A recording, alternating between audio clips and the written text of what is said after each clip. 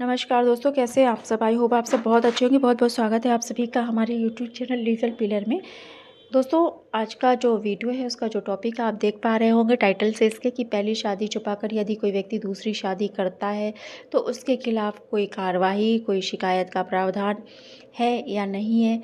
इसके अलावा धर्मांतरण के बाद पहली शादी का क्या अस्तित्व होता है या नहीं होता है। इसके अलावा जो दूसरी शादी होती है, दूसरी पत्नी होती है, दूसरी शादी की पत्नी का क्या अधिकार होते हैं, उसके बारे में है। वीडियो में आगे बढ़ने से पहले आप सबसे प्रार्थना है, रिक्वेस्ट है कि प्लीज़ इस चैनल को सब्सक्राइब कीजिए, वीडियो को लाइक कीजिए, कमेंट किया कीजिए, दूसरों के साथ ज़्यादा से ज़्यादा शेयर किया कीजिए ताकि हमारा चैनल ग्रो कर सके। आपके सहयोग, आपके सब्सक्रिप्शन की बहुत आवश्यकता है। यदि पहली पत्नी के पहली शादी को छुपाकर कोई व्यक्ति दूसरी शादी कर लेता है तो आईपीसी के तहत बहुत सारे प्रावधान किए गए हैं। कोई भी व्यक्ति, पति या पत्नी जो भी दूसरी शादी करता है, अपने जो कंपेनियन है, उसका जो पार्टनर है, पति या पत्नी के जिंदा रहते हुए बिना तलाक के दोबारा शादी कर लेता है तो आईपीसी के तहत इसे अपराध माना जाता है। आईपीसी की धारा 494 के अंतर्गत इसे अपराध माना जाता है। इसमें अपराधी को 7 साल की सज़ा, जेल या जुर्माना और या फिर दोनों से सज़ा मिल सकती है।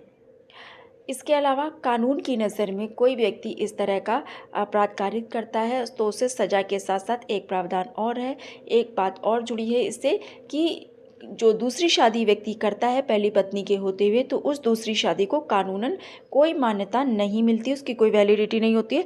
वो आरंभ से ही शून्य होता, नल एंड वाइड अर्थात शून्य करार कर दिया जाता है।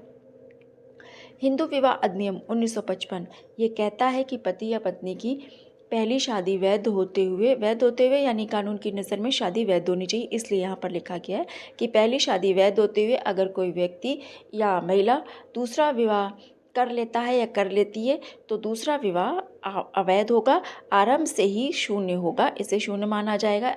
इसकी कोई वैल्यू कानून की नज़र में नहीं होगी, कानून इसे कोई मान्यता नहीं देगा। दूसरी पत्नी को कानूनी तौर पर कोई भी दर्जा नहीं मिलेगा, दर्जा यानी पत्नी होने का हक नहीं मिलेगा, कानूनी पहचान नहीं मिलेगी। कानूनी रूप से वो किसी भी प्रकार का कोई क्लेम, कोई दावा नहीं कर सकेगी, अर्थात उसे उत्तराधिकार नहीं मिलेगा, उत्तराधिकार का कोई भी हक नहीं मिलेगा जो एक पत्नी को मिलते हैं।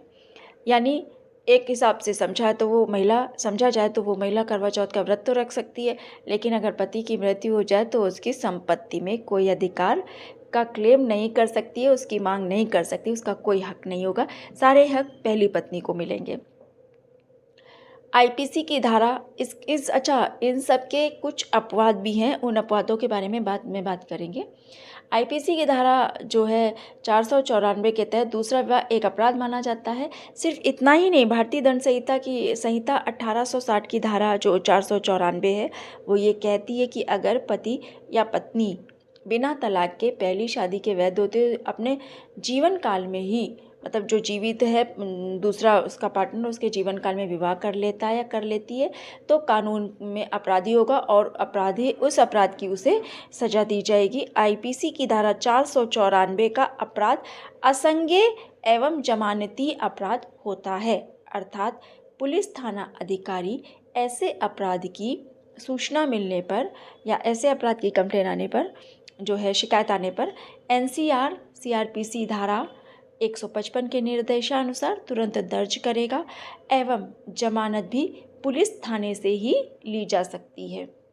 इस अपराध की सुनवाई प्रथम श्रेणी के न्यायिक मजिस्ट्रेट द्वारा की जा सकती है। इस अपराध के लिए अधिकतम 7 वर्ष का कारावास या जुर्माना और या फिर दोनों से दंडित किया जा सकता है, जैसे कि अभी ये पहले ऊपर ही मैंने ये चीज़ बताई थी। लेकिन जो मुस्लिम विधि है या मुस्लिम पर्सनल लॉ के अंतर्गत मुस्लिम पुरुष 4 पत्नी तक रख सकते हैं बिना तलाक के। लेकिन यहाँ पर एक अजीब बात यह है कि मुस्लिम पुरुष तो 4 शादियाँ कर सकते हैं, 4 पत्नी बिना तलाक दिए रख सकते हैं, लेकिन मुस्लिम महिला बिना तलाक के दूसरी शादी नहीं कर सकती है। अगर कोई मुस्लिम महिला पुनः विवाह करती है बिना तलाक के तो आईपीसी की धारा 494 के अंतर्गत इसे अपराध माना जाएगा। जैसा अभी हिंदू विवाह अधिनियम में 1955 में बताया गया है, उसी तरह इसे अपराध माना जाएगा और उसे भी दंडित किया जाएगा। है तो अजीब, पता नहीं कैसा लॉ है ये इन लोगों का। द्विविवाह की शिकायत कौन कर सकता है? आते हैं कि दो विवाह करने पर शिकायत कौन कर सकता है। द्विविवाह मामले में आप या तो पुलिस स्टेशन में जाकर या फिर सीधे अदालत में इसकी शिकायत दर्ज कर सकते हैं। अदालत में शिकायत दर्ज करना ज़्यादा प्रभावी होता है। आप